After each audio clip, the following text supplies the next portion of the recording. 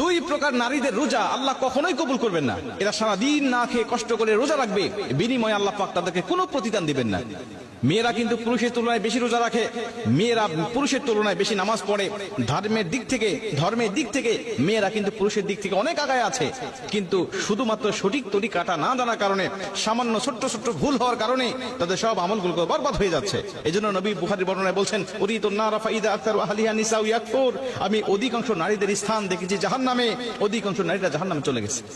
দুই প্রকার নারীদের রোজা কবুল হয় না। তার মধ্যে প্রথম নম্বর, এক নম্বর নবীজি বলেন, যারা স্বামীর অবাধ্য স্ত্রী, যারা স্বামীর অবাধ্য স্ত্রী, এদের উপরে আল্লাহ পাকের লানত থাকে সর্বসময়, নবীজির লানত থাকে, ফেরেশতাদের লানত থাকে।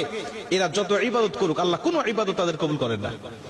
নবীজি সাল্লাল্লাহু আলাইহি ওয়াসাল্লাম বলেন, যাদের উপরে নারাজ রয়েছে স্বামী বৈধ কারণে, এরা যখন কবরে যাবে, এরা যখন হাসরের মাঠে উঠবে, মিজানের পাল্লায় যখন তাদের আমলনামাটা মাপ দেওয়া হবে, দেখা হবে একদম জিরো, তাদের কোনো আমলনামাটা আল্লাহ পাক কবুল করেন নাই, অথচ পাহাড় সমপরিমাণ সওয়াব তারা ইনকাম করেছিল। স্বামীর অবাধ্য হওয়ার কারণে নবীজি সাল্লাল্লাহু আলাইহি ওয়াসাল্লাম বলেন, কোন স্বামী যদি স্ত্রীকে একান্তভাবে পেতে চায়, কিন্তু স্ত্রী যদি তার স্বামীর ডাকে সাড়া না দেয়, আল্লাহ পাক সারা রাত ফেরেশতারা তার উপরে লানত করতে থাকে, আল্লাহ পাক লানত করতে থাকে। এজন্য স্বামীর কথা শুনতে হবে। নবীজি বলছে স্বামীর গুরুত্ব কত বেশি যদি কোনো মেয়ে জানতো, আর আমি নবীজি যদি আল্লাহর পরে কাউকে সেজদা দেওয়া জায়েজ হতো, বলে দিতাম প্রতিটা স্ত্রীকে তার স্বামীকে যেন সেজদা দেয়। মুসলমান ভাইরা আমার, দুই নম্বরে নবীজি সাল্লাল্লাহু আলাইহি ওয়াসাল্লাম বলেন, ওই সমস্ত নারীদের কোনো ইবাদত আল্লাহর দরবারে কবুল হয় না যেই সমস্ত স্ত্রীরা, যেই সমস্ত মেয়েরা বেপর্দায় চলাফেরা করে।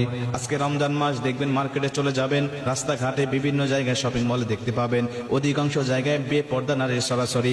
বেপর্দা নারী নিজে গুনাহ করে, তার দিকে যে পুরুষ তারায় তাকায় তারও অগণিত গুনাহ উঠতে থাকে। এই জন্য বেগানা নারী শুধুমাত্র নিজে গুনাহ অর্জন করে তা নয়, অন্য পুরুষদেরকে গুনাহ অর্জন করায় সহযোগিতা করে। অন্য পুরুষ গুনাহ করে যত গুনাহ ইনকাম করতে থাকে, ওর একটি পার্সেন্টেজ আল্লাহ পাক ওই মহিলার আমল নামায় দান করতে থাকে।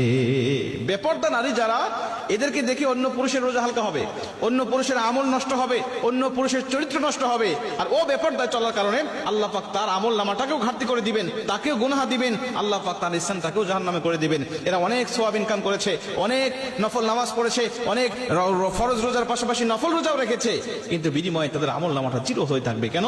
সে নিজে বেপর্দায় চলাফেরা করেছে, নিজে গুনাহ করেছে এবং অন্যকে গুনাহ অর্জন করাতে সে সহযোগিতা করেছে। এজন্য আমি আপনাদেরকে অনুরোধ করব, যারা মহিলারা আমার আলোচনা শুনছেন, আপনারা অবশ্যই এই দুইটা বদ অভ্যাস যদি আপনার মধ্যে থেকে থাকে, আপনি বদ অভ্যাসগুলো পরিত্যাগ করেন। আশা করা যায় সারাদিন আপনি না খেয়ে কষ্ট করে রোজা রাখতেছেন, এই রোজাটা আল্লাহ পাক অবশ্যই আপনার কবুল করবেন। কিন্তু যদি এই অভ্যাসগুলো থেকে থাকে, নবীজির হাদিস অনুযায়ী শুধু সারাদিন না খেয়ে কষ্ট করতেছেন,